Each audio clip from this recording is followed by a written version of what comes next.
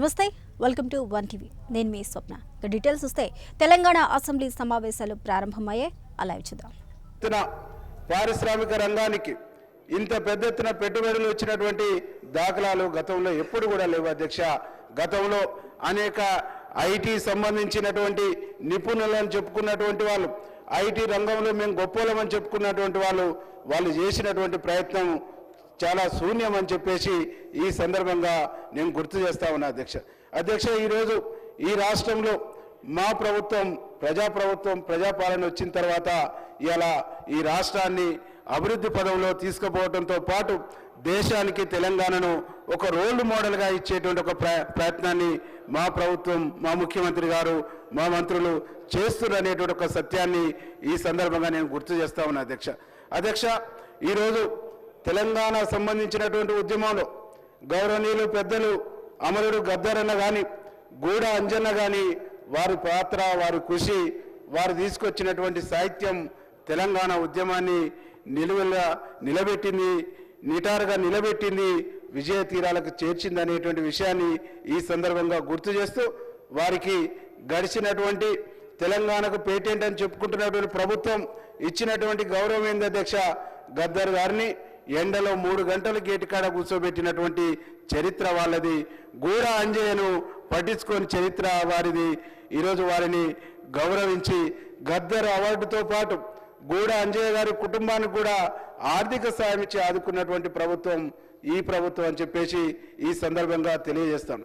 గద్దర్తో పాటు ఇంకా అనేక మంది కళాకారులు ఈరోజు గూడ అంజయ్యతో పాటు జయరాజు గారు కానీ అనేక మంది కళాకారులను కూడా ఈ ప్రభుత్వం ఆదుకుంది అధ్యక్ష. వారితో పాటు ఇక్కడికి అనేక మంది కళాకారులను ప్రోత్సహించడానికి గద్దర్ అవార్డును కూడా మన ప్రభుత్వం ఇస్తుందని చెప్పేసి ఈ సందర్భంగా తెలియజేస్తున్నా అధ్యక్ష. దాంతోపాటుగా తెలంగాణ ఉద్యమం నడిచినన్ని రోజులు తెలంగాణ గీతాన్ని, జయ జయ తెలంగాణ గీతాన్ని చాలా గొప్పగా చెప్పుకోరు. కానీ అందశ్రీకి గౌరవం ఇవ్వటమే గుర్తు లేకుండా, గౌరవం ఇవ్వటమే వాళ్ళకి ఇష్టం లేక ఆ జయ జయ తెలంగాణ పాటను కూడా జాతీయ గీతం చేయడానికి వాళ్ళు నిరాకరించారు అనేటువంటి విషయాన్ని ఈ సందర్భంగా గుర్తు చేస్తూ, తెలంగాణ మనోభావాల్ని గౌరవించినటువంటి పార్టీగా, తెలంగాణ ప్రజల మనోభావాల్ని గౌరవించినటువంటి ప్రభుత్వంగా జయ జయ తెలంగాణ సాంగ్ను ఈరోజు జాతీయ గీతంగా చేసినటువంటి ఘనత కూడా మీ ప్రభుత్వం, రాష్ట్ర గీతంగా చేసినటువంటి ఘనత కూడా రాష్ట్ర గీతం కూడా చేసినటువంటి ఘనత కూడా మా ప్రభుత్వాన్ని అని చెప్పేసి ఈ సందర్భంగా నేను తెలియజేస్తున్నది అధ్యక్ష. ఇంకా తెలంగాణ తల్లి విగ్రహాన్ని సంబంధించినటువంటి అనేక రకాలుగా మాట్లాడుతున్నారు అధ్యక్ష. నిజంగా తెలంగాణ తల్లి విగ్రహం మీద వారికి ప్రేమ ఉంటే గడిచిన 10 సంవత్సరాల ప్రభుత్వంలో దాన్ని అధికారికంగా ఎందుకు వాళ్ళు గెజెట్ తీసుకురాలేదని చెప్పేసి ఈ సందర్భంగా నేను గుర్తు చేస్తా ఉన్నా అధ్యక్ష. తీసుకురాకపోగా ఏం మాట్లాడతారు అధ్యక్ష? ఈరోజు తెలంగాణ తల్లి బడుగు బలహీన వర్గాల అన్ని వర్గాల అన్ని కులాల ప్రతిరూపంగా తెలంగాణ తల్లి విగ్రహం ఉంటే పాపం దొరలకు అది నచ్చట్లేదు అధ్యక్ష. కాబట్టి గాంధీ భవన్కు ప్యాక్ చేసి పంపుతానంటారు అధ్యక్ష. ఈ దేశం కోసం బలైనటువంటి రాహుల్ గాంధీ తండ్రి రాజీవ్ గాంధీ విగ్రహాన్ని కూడా వాళ్ళు అవమానిస్తున్నారు అధ్యక్ష. ప్యాక్ చేసి ఈరోజు గాంధీ భవన్ పంపిస్తున్నారు అధ్యక్ష. ఈరోజు వారి త్యాగాలు లేనిది, కాంగ్రెస్ పార్టీ లేనిది తెలంగాణ వచ్చేదా? వారి 10 సంవత్సరాలు ముఖ్యమంత్రులుగా, మంత్రులుగా కొనసాగేటోళ్ళ అర్థం చేసుకోవాలి, ఆలోచించాలని చెప్పేసి ఈ సందర్భంగా గుర్తు చేస్తా ఉన్నది అధ్యక్ష. వారికి చివరి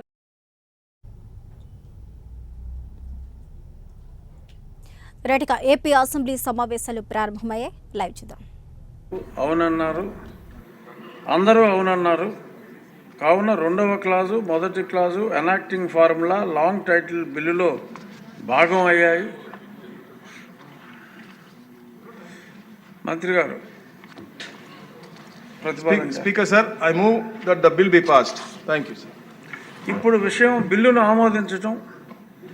ఈ ప్రతిపాదనకు సుముఖంగా ఉన్నవారు అవును అనండి,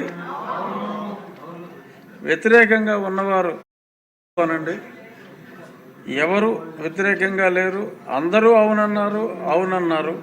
కావున ప్రతిపాదన ఆమోదించడమైనది. బిల్లు సభ ఆమోదం పొందినది. ఇప్పుడు అందరూ కోరుకుంటున్నట్టుగా 25 నిమిషాల పాటు టీ విరామం, 11:30కు తిరిగి సమావేశం అవుతాం.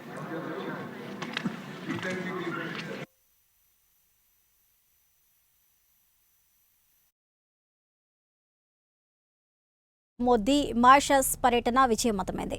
భారత మారిషస్ తమ మధ్య గల ద్వైపాక్షిక సంబంధాలను ఉన్నత స్థాయికి తీసుకువెళ్తూ మెరుగైన వ్యూహాత్మక భాగస్వాములుగా మారాయి. వాణిజ్య, సముద్ర భద్రత వంటి రంగాలలో సహకారాన్ని పెంపొందించుకునే దిశగా 8 ఒప్పందాలు కుదుర్చుకున్నాయి. మారిషస్ ప్రధాని నవీన్ చంద్ర రామ్ గులాం ఆతిథ్యం అద్భుతంగా ఉందని భారత ప్రధాని నరేంద్ర మోదీ సంతృప్తిని వ్యక్తం చేశారు. మారిషస్ ప్రజలు, ప్రభుత్వం తన పట్ల ప్రేమపూర్వకంగా వ్యవహరించారని తెలియజేశారు. మారిషస్ పర్యటన పూర్తిగా సంతృప్తినిచ్చిందని ప్రధాని నరేంద్ర మోదీ తెలిపారు.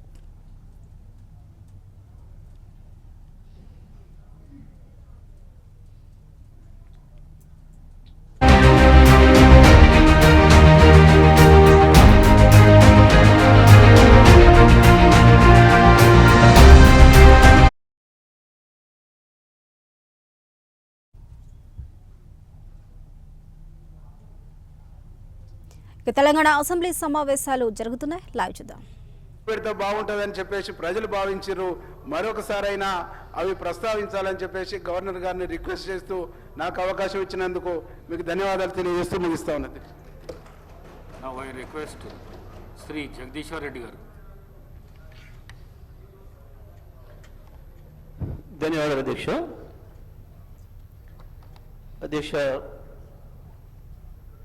గవర్నర్ గారి ప్రసంగం నిన్నంతా ఆశాంతం విన్నాం. ఆ తర్వాత ఈ పుస్తకాలు తీసుకుపోయి మధ్యాహ్నం నుంచి సాయంత్రం వరకు మళ్ళీ తిరిగేసి కూడా చదివినాం అధ్యక్ష. తెలుగులో కొంత ఎందుకో కొంచెం ట్రాన్స్లేషన్ మక్కి కనబడ్డది. సరే ఇంగ్లీష్లో కూడా చూద్దామని అది కూడా చూసిన అధ్యక్ష. ఈ మధ్యకాలంలో ఏఐ గురించి వెళ్ళి ఎక్కువ మాట్లాడుతున్నారు. సరే ఆ ఏఐ ఏం చేస్తుంది, ప్రపంచాన్ని మూస్తుందా, తెస్తుందా, తర్వాత విషయం, దాని మీద వేరు వేరు అభిప్రాయాలు. కానీ ఇది కేవలం ఆ ఏఐ ద్వారా దాన్ని ఉపయోగించి తయారు చేసిన ప్రసంగంలాగా కనపడ్డది. ఏదో చాట్ జీపీటీ అని చెప్పి దాన్ని వాడి మనకేం కావాలో చెప్తే అదే తయారు చేస్తుంది అని చెప్పి మనం ఏదైతే వింటున్నామో, బహుశా దాన్ని వాడి తయారు చేసేదేమో అని చెప్పి అనిపించింది అధ్యక్ష. ఒకరిద్దరు మిత్రులతో ప్రస్తావిస్తే కూడా వాళ్ళు కూడా అదే అనుమానం వ్యక్తం చేసింది. వాస్తవానికి అధ్యక్ష, ఒక రాష్ట్ర ప్రభుత్వం బడ్జెట్ ప్రవేశపెట్టే ముందు ఉభయ సభల్ని ఉద్దేశించి గవర్నర్ గారు చేసే ప్రసంగం ఏదైతే ఉందో, ఆ ప్రసంగం ఎంత గొప్పగా ఉండాలి, ఎంత వాస్తవాలతో కూడుకొని ఉండాలి, రేపు బడ్జెట్ ఏ రకంగా ఉండబోతుందనే దానికి ఒక ఇండికేషన్గా ఉండే ఆ ప్రసంగం ఎంత ఆర్ద్రతతోనే ఉండాలి, ఎంత మనసు పెట్టి చేయాలి అధ్యక్ష. ప్రతి అక్షరం, ప్రతి పదం వాడేటప్పుడు అందులో కొన్ని వాక్యాలే అర్థం కాని పరిస్థితి, తెలుగులో వాక్య ప్రారంభానికి చివరికి ముగింపుకి సంబంధం లేని పరిస్థితి. ఆశ్చర్యంగా అనిపించింది అధ్యక్ష. సరే, వాస్తవాలను ఏమని వెతికి చూసినాం, ఎక్కడ ఒక వాక్యం కనపడలేదు. నిజంగా ఎంత డ్రైగా ఉంది అంటే, ఎంత విజయం లేకుండా, ఓ బాధ్యత లేకుండా, గడిచిన సంవత్సర కాలంలో జరిగింది ఏంది, వాస్తవం ఏంది, భవిష్యత్తు ఏంది, ఏమన్నా ఒక అక్షరం కనపడుతుందేమని చూస్తే ఎక్కడ అక్షరం లేదు అధ్యక్ష. వాస్తవానికి మనసు పెట్టి చేయాల్సిన పని, పాపం ఆ మనసు కవి ఆత్రేయ అని ఉండేది అధ్యక్ష. ఆయన కనుక ఉండుంటే ఇది చూస్తే పాపం ఆత్మహత్య చేసుకునేవాడు. ఇంత మనసు లేకుండా పనిచేస్తాయా ప్రభుత్వాలు, మనుషులు ఇంత దరిద్రంగా ఉంటుందా అని ఆ రకంగా ఉంది అధ్యక్ష. ఇది అధ్యక్ష అది స్పీకర్ గారు చూసుకుంటారు ఆ విషయం. ఎందుకంటే ఎందుకంత భయపడతారు ఆగరాది? గంట 10 నిమిషాలు మీరు మాట్లాడితే ఒక అక్షరం ఎక్కడి చివరి మాట్లాడలే. అగమాగం కాకుండా మొదలే కాకపోయా, ఎందుకు ఆగమవుతారు అప్పుడే? అయ్యో మొదలే కాకపోయా ఊరే ఇంకా ఉంది కదా. అధ్యక్ష, ఒక గవర్నర్ గారి గురించి మేము విన్నాం. సరే పార్టీ ఏదున్నా ఎట్లా ఉన్నా గతంలో వారిది ఒక మంచి మనిషి అని, ఒక ఇంటిగ్రిటీ ఉన్న వ్యక్తి అని, గొప్ప చదువుకున్న వ్యక్తి అని. కానీ పాపం వారితోని 36 నిమిషాల్లోనే 360 అవాస్తవాల్ని మాట్లాడొచ్చారు. 36 నిమిషాల్లోనే 36 15 నెలల వాళ్ళ ఫలితనాన్ని 15 నెలల్లో వాళ్ళు చేసిన పనికి 36 నిమిషాల్లో 360 అబద్ధాలు, అవాస్తవాలు. నిజంగా కూడా పాపం గవర్నర్ గారు మనసు ఎంత గించుకుందో వాళ్ళు చదవటానికి. ఇంగ్లీష్లో అర్థమై ఉంటుంది, అధ్యక్ష. నాకు తెలిసి మనస్ఫూర్తిగా చదవలేదు, గవర్నర్ గారు కూడా మనస్ఫూర్తిగా చదివి ఉండరు అధ్యక్ష. అది నాకు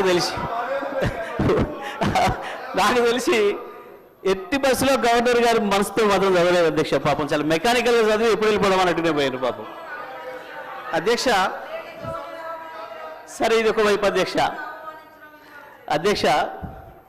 నేను చదివిన మిత్రులతో మాట్లాడుతున్నా, దీన్ని ఎక్కడ మొదలు పెట్టాలి, ఎక్కడికి పోవాలి, ఇది నేను ఆలోచన చేస్తూ ఈ మధ్యకాలంలో నేను రైతుగా జరుగుతున్న పరిణామాలు, వ్యవసాయ రంగంలో వస్తున్న పరిస్థితులు, ఎండిపోతున్న పంట పొలాలు, ఎక్కువ తిరుగుతున్నా కాబట్టి అక్కడ రైతుల దగ్గరికి వెళ్తున్నా, రైతులతోనే ఉంటున్నా కాబట్టి ఆ రైతుల్ని కలిసి ఈ మధ్యకాలంలో ఎక్కువ మాట్లాడొచ్చున్నామని కాబట్టి ఒక్కసారి అదే రైతులతో ఒకసారి మాట్లాడి చూద్దాం. అయా రాష్ట్ర ప్రభుత్వం గవర్నర్ గారి చేత ఈ రకంగా మాట్లాడించింది ఇవాళ. సరే నేను వచ్చిన ప్రతిసారి మీరు నీళ్ళ గురించి కొట్లాడండి సార్, జర అసెంబ్లీలో మాట్లాడండి సార్ అని అడుగుతున్నారు. నాకు అవకాశం వస్తే మాట్లాడతా అని చెప్పిన, ఇక్కడ మరి స్పీకర్ గారు ఇస్తే కదా మాట్లాడాల్సింది మేమని. సరే నా అదృష్టం కొద్దీ మా అధ్యక్షుల వారు, మా నాయకులు కేసీఆర్ గారు దీనిపైన నన్నే మాట్లాడమని చెప్పారు. ధన్యవాదాలు వారికి. మీ ముఖ్యమంత్రి కంటే దూరంగా ఏం లేడు, 2 కామెంట్స్ బంద్ చేయండి. ఇక మీ ముఖ్యమంత్రి గారి దగ్గరనే ఉన్నాడు, ఎక్కువ మాట్లాడొద్దు. ఇక నాకు ముందట ఎక్కువ మాట్లాడుకొని మూసుకోండి. అధ్యక్ష, మాట్లాడితే ఆ రైతులకే వినిపిద్దాం ఈ విషయం కూడా అని మొత్తం సభ వినిపించిన అధ్యక్ష తెలుగులా ఓన్లనే. నేను మనం పోయినప్పుడు ఒక తండ పోతుంటే ఇటువైపు మళ్ళీ పెద్ద మట్టి గుట్టలు కనబడుతున్నాయి. ఆగినా మళ్ళీ ఎందుకు వచ్చినాయి ఈ గుట్టలు, మట్టి గుట్టలు అని. బావులు తీయడం మొదలైంది అధ్యక్ష. మళ్ళీ సరే చూద్దాం ఈ బావికి ఎంత ఖర్చు అయింది, నీళ్ళని ఊరుతున్నాయని చెప్పి కారు దిగి బావి దగ్గర పోయినప్పుడు అక్కడి నుంచి గొర్రెలు వస్తున్నాయి, గొర్రెలు కాసుకున్నాయి రైతులు, గొర్రెల కాపర్లు కూడా, సోదరులు కూడా వచ్చారు. వాళ్ళకే చేసిన అధ్యక్ష.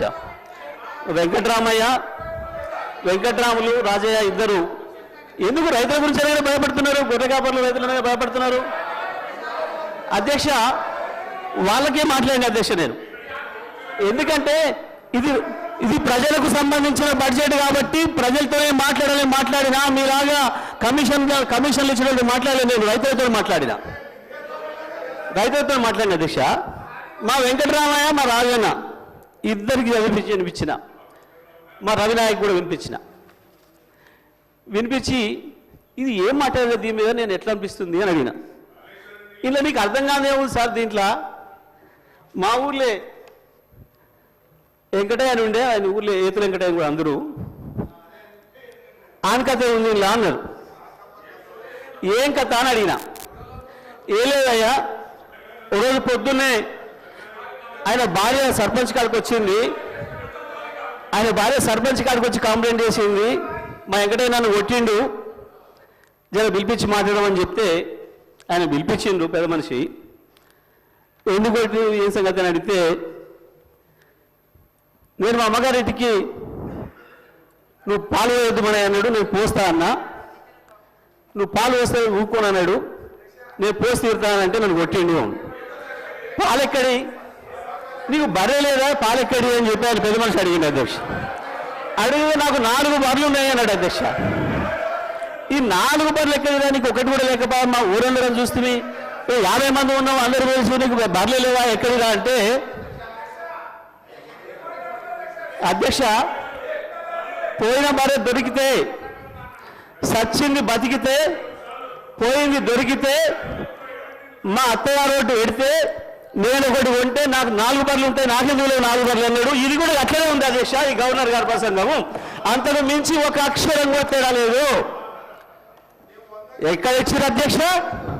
రైతులకు రుణమాఫీ చేసినారు, రైతు భరోసా ఇచ్చినారు, 12,000 రూపాయలు నా ఈడిఎస్ కార్మికులకు ఇచ్చినారు, 12,000 రూపాయలు నా ఆటో కార్మిక సోదరులకు ఇచ్చినారు, 2,500 రూపాయలు మా మహాలక్ష్మి అక్క చెల్లెలకు ఇచ్చినారు, రైతులకు బోనస్ ఇచ్చినారు, తోం బంగారం ఇచ్చినారు. ఏది ఇచ్చిన అధ్యక్ష? నా విద్యార్థి సోదరులకు స్కూటీలు ఇచ్చినారు అధ్యక్ష. 2 లక్షల ఉద్యోగాలు ఇచ్చి సంతోషంగా పెట్టినారు. ఎక్కడిచ్చిన అధ్యక్ష? ఎక్కడిచ్చి?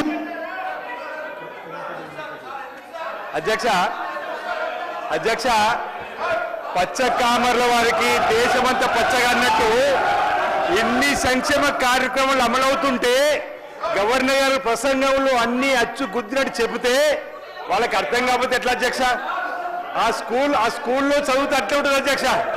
ఈ రోజు ఆ స్కూల్లో చదువుకుంటే అట్టే ఉంటుంది అధ్యక్ష అంటున్నా.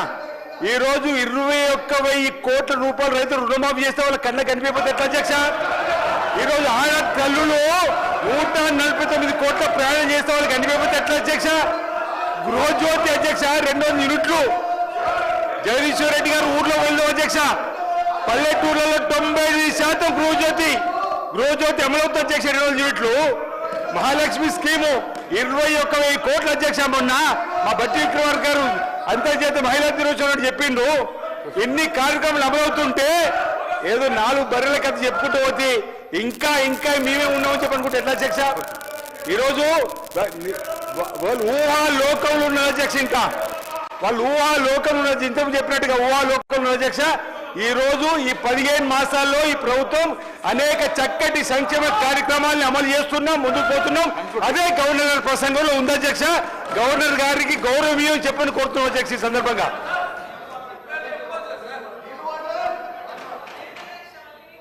సార్ గౌరవ సభ్యులు మాట్లాడి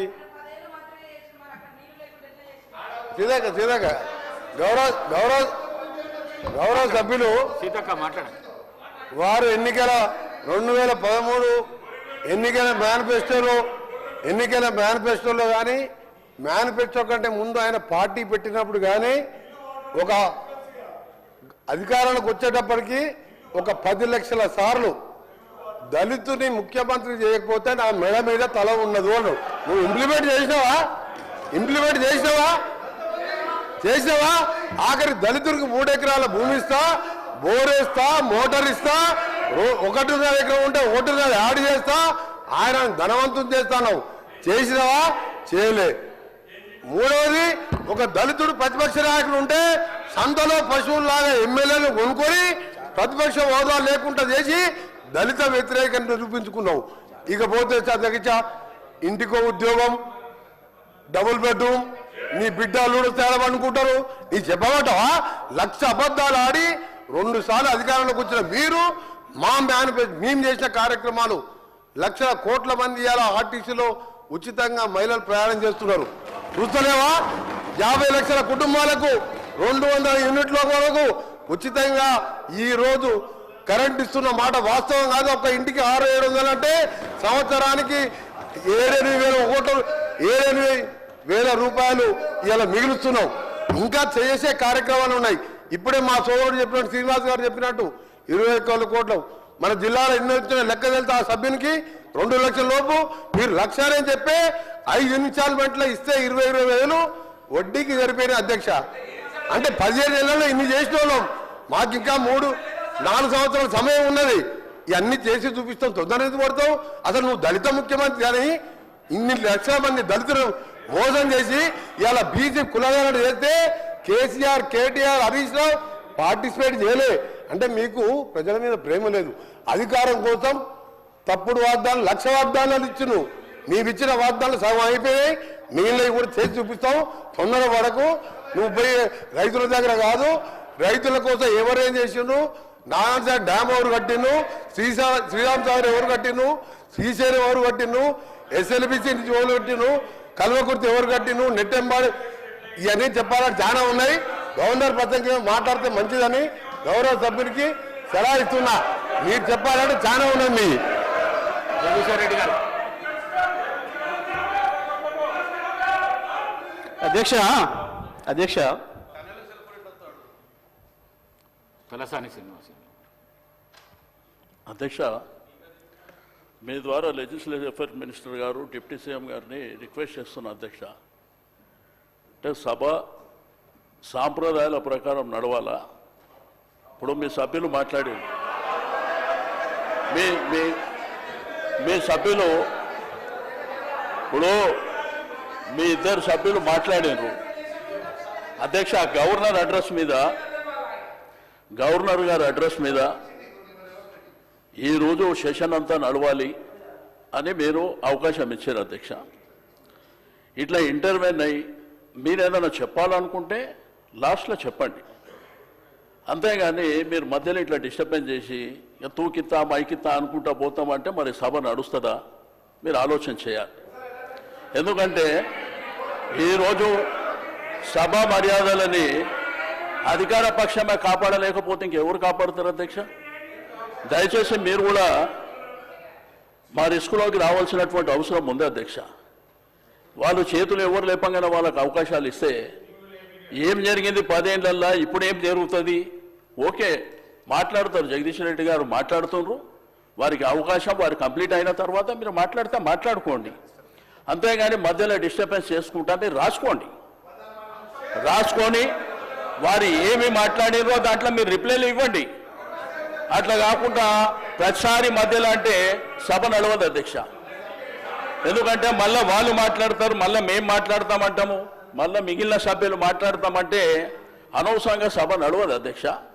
దయచేసి సభ మర్యాదల ప్రకారం నడవాలనుకున్నప్పుడు మీరు తప్పకుండా మీరిద్దరు మాట్లాడినరు.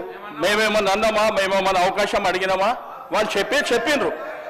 ఎందుకంటే ప్రభుత్వం సైడ్ నుంచి వాళ్ళు చెప్పిండ్రు. మా సైడ్ నుంచి కూడా గతంలో మేము ఏం చేసినాము, ఇప్పుడు మీరేం చేస్తున్నారు, భవిష్యత్తులో ఏం చేయాలనేటువంటిది మేము అడుగుతున్నాం, చెప్పాలి.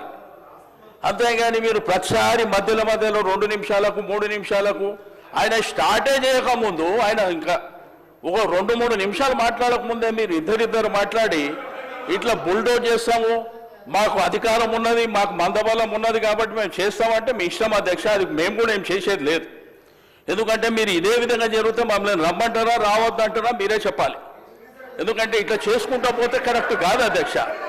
కాబట్టి దయచేసి నేను గౌరవ శాసనసభ వ్యవహారాల మంత్రి గారికి, డిప్యూటీ సీఎం గారికి రిక్వెస్ట్ చేస్తున్నా, మీరు దయచేసి మీ సభ్యులని తప్పకుండా మాట్లాడేటువంటి అవకాశం అందరికీ ఉంటుంది. కాబట్టి ఆర్డర్ ప్రకారం మాట్లాడేటువంటి కార్యక్రమాన్ని మీరు నిర్వహించాలని చెప్పి నేను రిక్వెస్ట్ చేస్తున్నా. సభ్యులు తలసాని శ్రీనివాస్ యాదవ్ గారు అంటే ఏలనేని గౌరవము. మరి వారు సీనియర్ శాసనసభ్యులు, కానీ ఎవరికంటే వాళ్ళకి నేను ఇవ్వలేదు.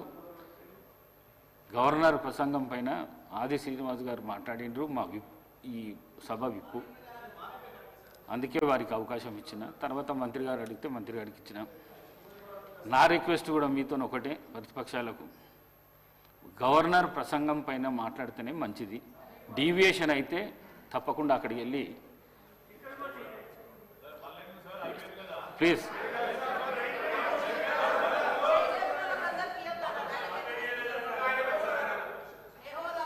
ఇప్పుడు మీరే చెప్పారు అధ్యక్ష, గవర్నర్ గారి అడ్రస్ మీదనే మాట్లాడాలని మీరు చెప్పారు.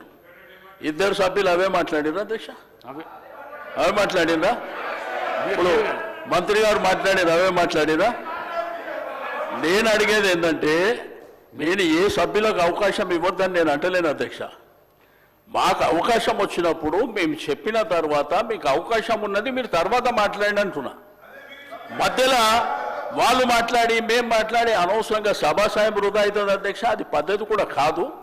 కాబట్టి దయచేసి నా రిక్వెస్ట్ అలా సభ్యుని చెప్పనివ్వండి. చెప్పిన తర్వాత మీకు అవకాశం ఉంది, మీకు అనేక సందర్భాలలో చెప్పుకునేటువంటి అవకాశం ఉంటుంది కాబట్టి మీరు చెప్పుకోండి అని చెప్తున్నా అధ్యక్ష. Thank you. అధికార పక్షం మాట్లాడకుండా ఉండాలంటే మీరు డీవియేషన్ కాకుండా గవర్నర్ ప్రసంగం పైనే మాట్లాడారు. జగదీశ్వర్ రెడ్డి గారు అధ్యక్ష దయచేసి మీ కామెంట్స్ పైన కూడా నేను స్పందించదలుచుకున్నాను అధ్యక్ష. రాష్ట్ర ప్రజలు మొత్తం చూస్తున్నారు అప్పటి నుండి. నేను దీంట్లో నుంచి ఒక అక్షరం పక్కకు పోయినా, ఇప్పుడు వారు మంత్రి గారు మాట్లాడిందో ఇంకోరు మాట్లాడిందో ఇందులో ఏమైనా ఒక అక్షరం సంబంధం ఉందా దాన్ని మీరు తేల్చండి. ఈ సభలో ఉండమంటే ఉంటా పొమ్మటే పోతా అధ్యక్ష. నేను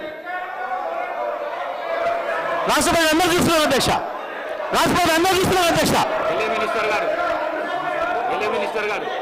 అధ్యక్ష, వారు గతంలో మంత్రిగా చేసిన వారు, అనుభవం ఉన్న వ్యక్తి జగదీశ్వర్ రెడ్డి గారు. ఈ విధంగా ప్రస్తావన తీసుకొచ్చి స్పీకర్ గారిని బెదిరించే మాట మాట్లాడకుండా ఉంటే బాగుంటుంది అధ్యక్ష. తప్పకుండా వారు వాపసు తీసుకోవాలి. ఖచ్చితంగా కూడా బెదిరించడం జరుగుతూ ఉంది అధ్యక్ష. చైర్ను బెదిరించడం జరుగుతూ ఉన్న సందర్భం ప్రత్యక్షంగా మొత్తం యావత్ రాష్ట్రానికి సంబంధించిన ప్రజలందరూ కూడా చూస్తూ ఉన్నారు. దయచేసి కోరుతా ఉన్నాం, that is not the way. Srinivas Yadav గారు 2 విషయాలు చెప్పారు, మేము విన్నాము. మళ్ళీ అదే ప్రస్తావన తీసుకొచ్చి ఈరోజు వారు చెప్తా ఉన్నారు అధ్యక్ష, గవర్నర్కు సంబంధించిన ప్రసంగానికి సంబంధించి ఏదో మాట్లాడినారు, ఆర్టిఫిషియల్ ఇంటెలిజెన్స్ అన్నారు, ఇంకేదో అన్నారు, ఇంకా విన్నాం. దానికి కూడా సమాధానం చెప్తాం, దానికి ఏం ప్రస్తావన లేదు. తిరిగి తీసుకొచ్చి గవర్నర్ ప్రసంగమే విషయంలో అనేక సందర్భాల్లో వారు చెప్పుకుంటూ పోయి 10 నిమిషాల తర్వాత ప్రసంగానికి సంబంధించిన అంశం మాట్లాడకపోక మా మంత్రి గారు కానీ మా సభ్యులు కానీ స్పందించడం జరిగింది. ఈరోజు వారు కంపారిజన్ తీసుకొస్తా ఉంటే సంవత్సరంలో మేమేం చేసినాం, 10 సంవత్సరాల్లో ఏం చేయలేకపోయినారో చెప్పింది తప్ప దీంట్లో వాస్తవికంగా వారిని ఏదో కార్నర్ చేయాలనో మమ్మల్ని ఏదో అన్నారని కాదు. దయచేసి నేను గౌరవ జగదీశ్వర్ రెడ్డి గారికి తెలియజేస్తా ఉన్నా, తెలియంది కాదు. గవర్నర్ ప్రసంగానికి సంబంధించి మీరున్నది అనుభవం ఉంది, మీకు మంత్రిగా చేసిండ్రు, ఈ విధంగా చేస్తే బాగుంటుందని చెప్పండి. మేము సాధారణంగా స్వీకరించడానికి పెద్ద హృదయంతో ఉన్నాం. కానీ ప్రతి అంశాన్ని కూడా ఇది చేయలే అది చేయలే, సంవత్సర కాలంలో ఏం చేయలేస్తారు ప్రభుత్వం, ఏం చేయదలుచుకున్నది, ఏం చేయగలిగే సత్తా ఉన్నది చూపెట్టిన అధ్యక్ష. 14 నెలలలో మేం చేసిన ప్రతి సంక్షేమ కార్యక్రమం విషయంలో వారు 2014 నుంచి 2015 వరకు ఏం చేయలేకపోయినరో 1 సంవత్సర కాలంలో నిలబెట్టి రాష్ట్ర ప్రజలకు తెలియజేసినాం. మేము ఖచ్చితంగా చెప్పదలుచుకున్నాం అధ్యక్ష. నేను దయచేసి ఈరోజు కూడా చెప్తా ఉన్నాం అధ్యక్ష, వారికంతా అనుభవం ఉంది. ఉన్న సందర్భంలో ఆ అనుభవాన్ని కూడా షేర్ చేసే ప్రయత్నం చేయమని చెప్తా ఉన్నాం. కానీ నేను ఈరోజు కూడా చెప్తా ఉన్నాం, మీరందరూ కూడా అనుభవజ్ఞులు, మీరు కూడా అనుభవజ్ఞులు సార్. మీరు మీ అందరి అనుభవం కూడా తెలియజేయండి. మన తెలంగాణ రాష్ట్ర ప్రజలకు ఉపయోగపడే విధంగా ఒక కార్యాచరణలో అడుగు పెడతా ఉన్న సందర్భంలో దాన్ని అడుగు అడ్డం వేయకుండా అడుగు కొద్దిగా ఇటు పోయినా చెప్పండి. మీరు కాదంటలేము. మీరు వ్యంగ్యంగా నవ్వినా ఏది నవ్వినా ప్రజలు మీ పరంగా వ్యంగ్యంగా నవ్వింది కనుక మేము ఇక్కడ ఉన్నాం. మేము మా పరంగా వ్యంగ్యంగా నవ్వకుండా ఉండే చూసే ప్రయత్నంలో ప్రతి అడుగు వేస్తాం. రాబోయే 4 సంవత్సరాల్లో కూడా ఈరోజు కూడా చెప్తా ఉన్నాం అధ్యక్ష, మీరు మంచి సూచనలు ఇవ్వండి. శ్రీనివాస్ యాదవ్ గారు చెప్పారు సభా సాంప్రదాయాలతో, సరే వారు ఏ విషయంలో చెప్పినో ఏం సాంప్రదాయాలను పాటించే కార్యక్రమం చేయదలుచుకున్నాం కనుకనే ఈ విధంగా నడుస్తూ ఉన్నాం అధ్యక్ష. దయచేసి సహకరించి సబ్జెక్టు పరిమితమై ముందుకు పోవాలని కోరుతా ఉన్నాం అధ్యక్ష. జగదీశ్వర్ రెడ్డి గారు. అధ్యక్ష. జగదీశ్వర్ రెడ్డి గారు. అధ్యక్ష. జగదీశ్వర్ రెడ్డి గారు.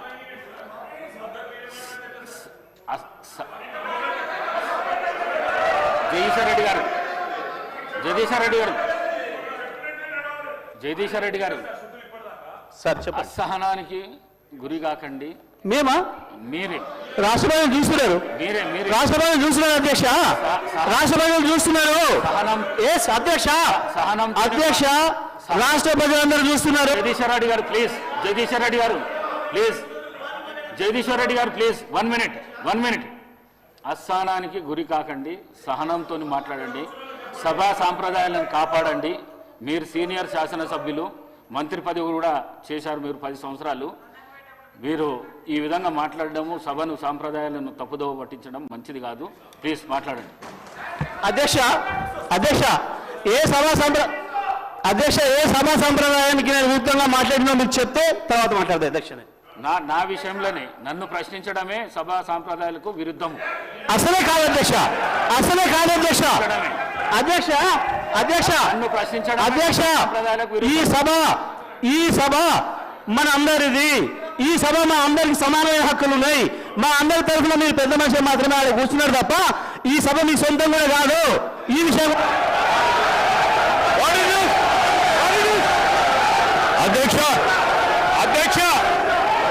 అధ్యక్ష వారు మాట్లాడిన ప్రతి పదం వెనుక తీసుకోవాల్సిందే.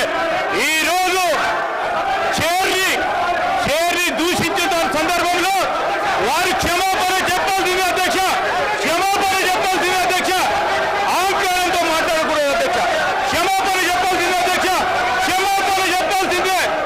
ఈ రోజు చేర్ పైన దూషణలు చేస్తూ బెదిరించే కార్యక్రమం చేస్తూ ఈ రోజు వారు చేసిన మాటలు విషయంలో తప్పకుండా జగదీశ్వర్ రెడ్డి గారు వారి పార్టీ పూర్తి స్థాయిలో క్షమాపణ చెప్పాల్సింది అధ్యక్ష.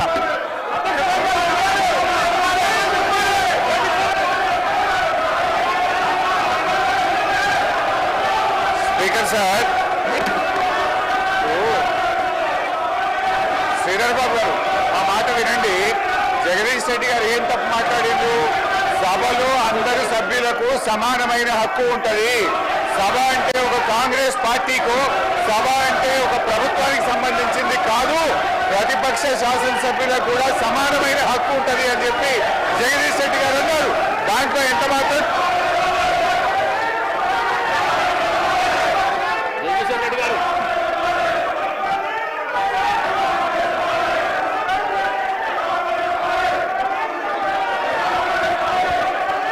అధ్యక్ష మీరు వాళ్ళని కూర్చోబెట్టి నాకు మైక్ ఇస్తే మాట్లాడతారు అధ్యక్ష.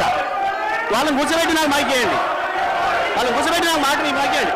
సభను ఆర్డర్లో పెట్టి నాకు మైక్ ఇస్తే మాట్లాడతారు అధ్యక్ష. లేకపోతే నేను మాట్లాడిన అధ్యక్ష. సభను ఆర్డర్లో పెట్టి అందరు కూర్చొని నేను మాట్లాడతాను అధ్యక్ష. చెప్పండి. ఒక్క నిమిషం. చెప్పండి జగదీశ్వర్ రెడ్డి గారు.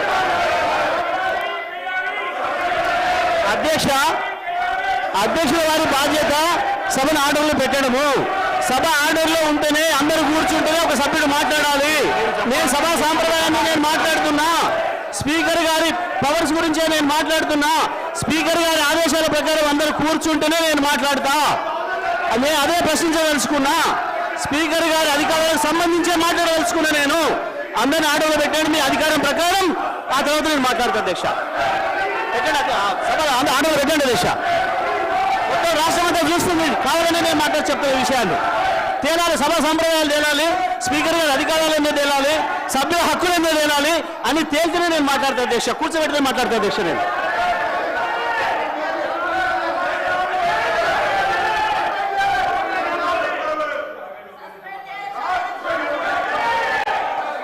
లక్ష్మణ్. సభ్యులు జగదీశ్వర్ రెడ్డి గారు గౌరవ స్పీకర్, మా దళిత వర్గానికి చెందినటువంటి మా గౌరవ స్పీకర్ గారిని అవమానపరిచినందుకు బేషరతుగా క్షమాపణ చెప్పాలని చెప్పి కోరుతున్నాము. ఎందుకంటే అధ్యక్ష ఈరోజు 10 సంవత్సరాలు ఈ రాష్ట్రంలో వారు అధికారంలో ఉన్నారు. చైర్కు గౌరవించాల్సిన కనీస మర్యాద లేకుండా పిట్ట కథలు చెప్పుకుంటూ స్పీకర్ గారిని ఏకవచనంతో మాట్లాడినట్టు సందర్భంలో పట్ల తక్షణమే జగదీశ్వర్ రెడ్డి గారిని సస్పెండ్ చేయాలి. గతంలో జరిగిన సభలో మా యొక్క సంపత్ కుమార్ సభ్యుడు పేపర్ ఇట్లా పైకి ఎసిరేసినందుకే ఆయన శాస్త్రీయ సభ్యత్వం రద్దు చేసే విధంగా సస్పెండ్ చేసిన అధ్యక్ష. జగదీశ్వర్ రెడ్డి గారు తక్షణమే సస్పెండ్ చేయాలని చెప్పి మిమ్మల్ని కోరుతున్నాం అధ్యక్ష. దళితులపై జరిగినటువంటి అవమానాన్ని యావత్తు దళిత జాతికి క్షమాపణ చెప్పాలి. మొదటి నుంచి కూడా టీఆర్ఎస్ ప్రభుత్వం దళితుల మీద చిన్న చూపు, దళిత వర్గాల కంటే చిన్న చూపు, చైర్ మీద చిన్న చూపు. ఈరోజు జగదీశ్వర్ రెడ్డి గారు మాట్లాడిన మాట విషయం తక్షణమే ఆయన సస్పెండ్ చేయాలని చెప్పి డిమాండ్ చేస్తున్నాం అధ్యక్ష.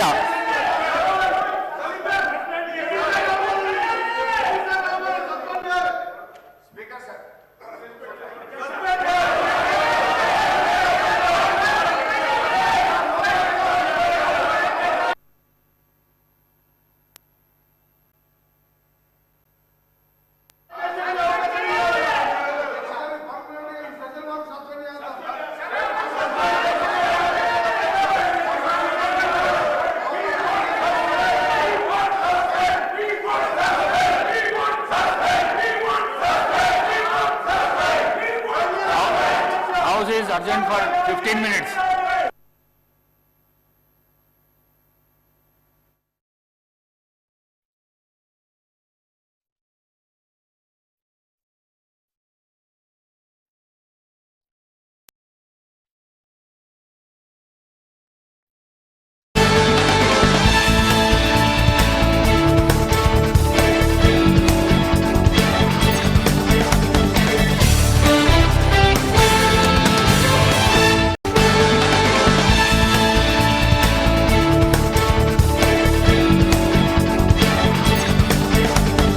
పద్దెనిమిదవ శతాబ్దం వరకు సరుకు రవాణా కోసం బండ్లను, గుర్రపు బండ్లను వినియోగించేవారు. సముద్రం వరకు బండ్ల ద్వారా సరుకులను రవాణా చేసి అక్కడి నుంచి ఓడలో తరలించేవారు. ఒక చోట నుంచి మరో చోటుకు సరుకు రవాణా చేయడానికి చాలా సమయం పట్టేది. గంటలు కాదు, రోజుల సమయం పడుతుండేది. పారిశ్రామిక విప్లవాన్ని ఎదుర్కొనేందుకు రైల్వేలు అందుబాటులోకి తీసుకురావాలని అప్పటి మేధావులు నిర్ణయించారు. 18వ శతాబ్దం చివరి నాటికి రైల్వే కాన్సెప్ట్ అందుబాటులోకి వచ్చింది. ఇలా అందుబాటులోకి వచ్చిన కాన్సెప్ట్ పై ప్రయోగాలు చేయడం మొదలుపెట్టారు. ప్రయోగాల్లో భాగంగా 1804లో రిచర్డ్ ట్రెవిథిక్ లోకోమోటివ్ ఇంజన్ను తయారు చేశాడు. స్టీమ్తో నడిచే స్టీమ్ ఇంజన్ అందుబాటులోకి రావడంతో పారిశ్రామిక రంగంలో గణనీయమైన మార్పులు చోటు చేసుకున్నాయి. లోకోమోటివ్ ఇంజిన్ ప్రయాణం చేసేందుకు ఇనుప పట్టాలను డిజైన్ చేశారు. చెక్క పట్టాలను తొలగించి వాటి స్థానంలో ఇనుప పట్టాలను అమర్చారు. ఇనుప పట్టాల మధ్యలో కంకర రాళ్లను వేసి పట్టాలు కదలకుండా చేసి మొదటి స్టీమ్ ఇంజిన్ నడిపించారు. ఈ ప్రయోగం సక్సెస్ కావడంతో ప్రపంచ గమనంలో వేగం పుంజుకుంది.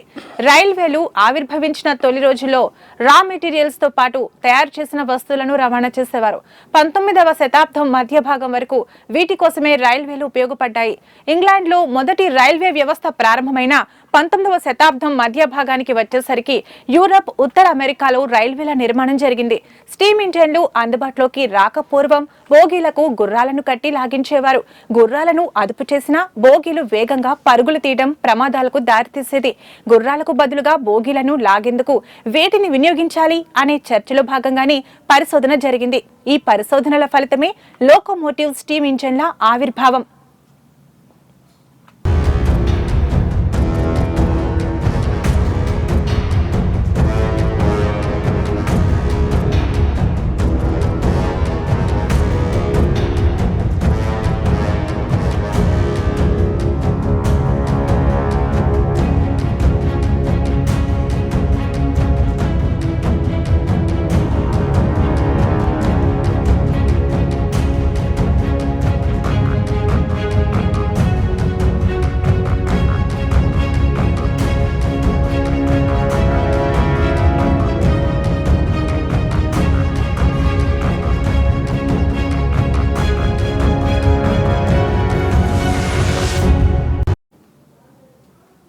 1804లో లోకోమోటివ్ ఆవిర్భావం తర్వాత యూరప్లో రైల్వేల వ్యవస్థల ఏర్పాట్లో వేగం పుంజుకుంది.